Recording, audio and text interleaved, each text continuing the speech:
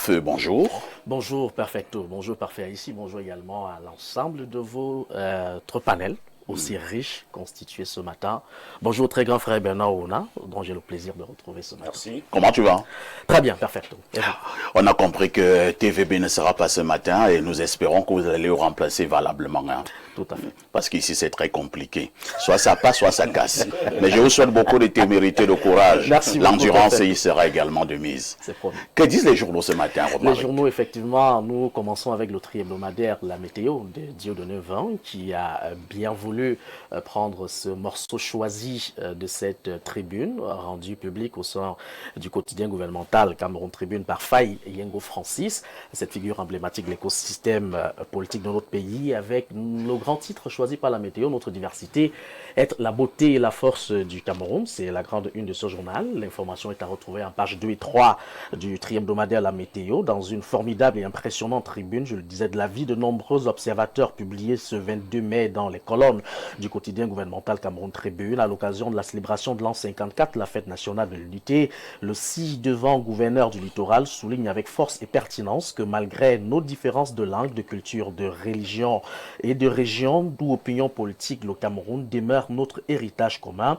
Le digne fils de Buis, dans le nord-ouest, soutient également que la paix ne se construit pas uniquement dans les bureaux et les institutions, elle se construit aussi dans les foyers, les villages, les salles de classe, les églises, les mosquées, les marchés et même les chœurs. C'est l'actualité dont Major a retrouvé en page 2 et 3 du tri-hebdomadaire La Météo dans son numéro de ce matin. Le quotidien Info Matin revient effectivement avec cette autre actualité notamment qui porte sur Golgotha Tennis Club avec Paul Atangandji en mode endurance. C'est la grande une du journal de Dieudonné Vin en page 3. L'actualité est décryptée donc le 23 mai dernier à Yaoundé.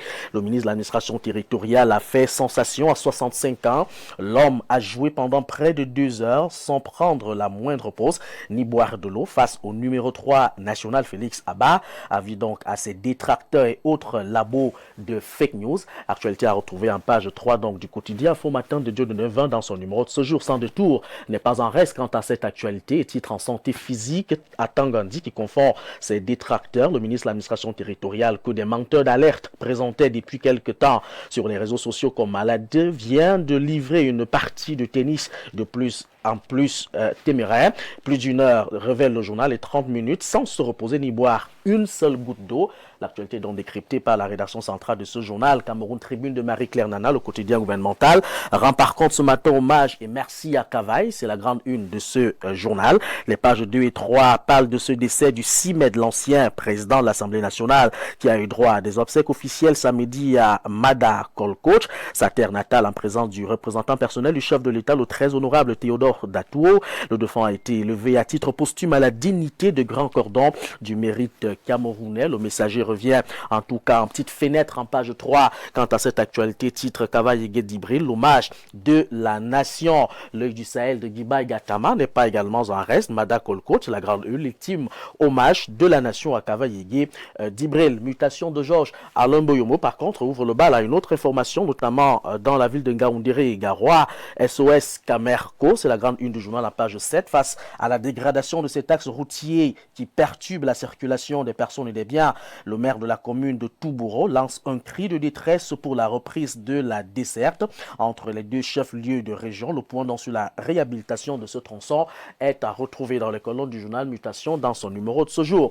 Le firmament également de Parfait Haïti, titre sur les questions d'éducation avec l'université d'État au Cameroun, le cimetière des docteurs PhD, une interrogation majeure qui trouve certainement réponse au sein de ce journal. La rédaction centrale de ce journal en page 4 parle de ces enregistrants de plus de 2000 titulaires du doctorat, chômeurs issus de diverses filières académiques. Le Cameroun qui dévalorise les têtes pensantes de l'enseignement supérieur, pourtant réduite aux mauvaises conditions de vie et à la précarité.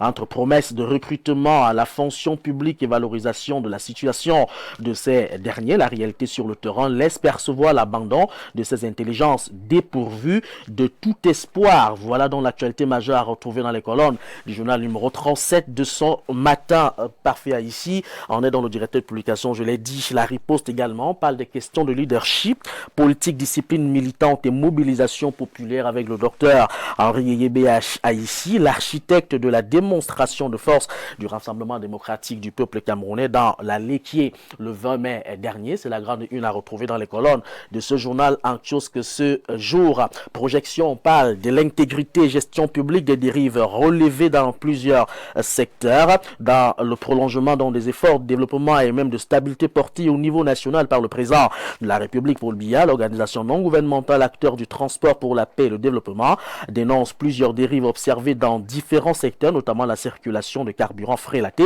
la corruption au poste de contrôle, la surcharge des camions hors gabarit, surtout le trafic de produits prohibés, ainsi que la recrudescence de vols à l'arraché, des sacs et même des téléphones dans certains quartiers de Yaoundé. Sous la conduite de Niemek Ntamak, l'organisation inscrit ainsi ses alertes dans une démarche citoyenne et veille et même de contribution à la bonne gouvernance. Actualité donc à retrouver dans les colonnes du journal Projection.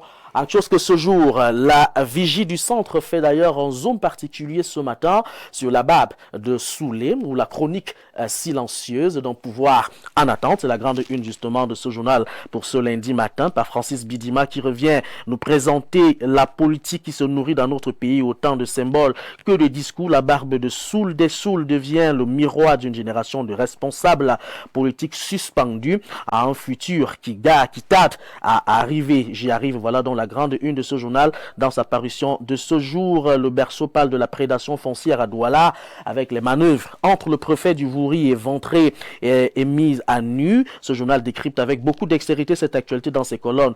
Ce jour, le Manitou également n'est pas en reste. Et quant à cette actualité du département du Vouri, le préfet Siliac Marie Vogo sous le feu des attaques. Et puis pour sortir justement de cette revue, on le fait avec la vitrine de Bernard Ouna, parfait ici, vice-présidence de la République, la grande une de ce journal. La région de l'Est en pôle position. La page 3 est assez claire sur la question. Alors que l'aéronef a frété pour un court séjour privé en Suisse, avait donc pris ses quartiers à l'aéroport international Yaoundé-Simalène il y a exactement 3 semaines. Paul Biya n'a pas pris en compte la pression de son entourage pour effectuer ce déplacement. Le chef de l'État s'est plutôt focalisé sur le choix du futur vice-président de la République. Des sources très crédibles font état du dévolu jeté finalement sur un fils de l'Est. Paul Biya tient dans son vice-président. La révélation est contenue dans les colonnes du journal La Vitrine de Bernard Ouna en kiosque ce lundi matin. Merci Romaric pour toutes ces informations parues en kiosque au Cameroun. Pour une première sortie sur Espace Mini, vous méritez des encouragements. Merci beaucoup, Perfecto. Ça fait plaisir, très cher devancier. En classe terminale, je me souviens, je vous regardais avec beaucoup, mais alors beaucoup d'attention sous d'autres cieux. On ne va pas peut-être parler de ce média ici. Et donc, je me demandais à quand finalement je vais me retrouver sur le plateau du très grand frère Perfecto. Je crois que je peux arrêter d'exercer aujourd'hui. Voilà pourquoi il faut toujours y croire. Hein. Tout à fait. C'est possible, en croyant et en travaillant. Vous êtes donc devenu un collaborateur. Continuez à travailler dur et mettez toujours le Seigneur au centre de votre vie. C'est de ça qu'il est question, parfait. Vous êtes en direct sur Info TV, c'est votre chaîne de télévision qui monte et qui monte encore.